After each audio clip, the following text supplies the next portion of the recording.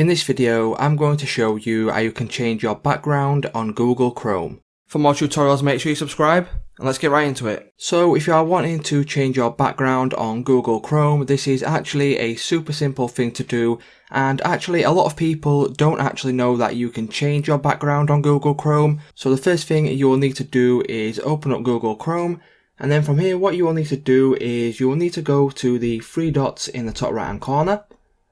Once you click these three dots, you will get a couple of options here, and the one you will need in today's video is the settings.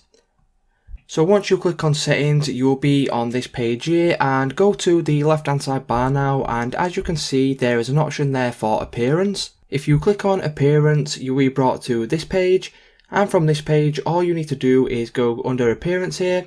You will see an option for theme. If you click on theme, you will open Google Chrome Web Store. And as you can see, you'll get a load of options here for your background, so you can change it to pretty much anyone you want. So just for this example here, I will go ahead and I will click on Seafoam, and then what that will do is it will bring you to the Seafoam theme, and all you need to do now is click on Add to Chrome.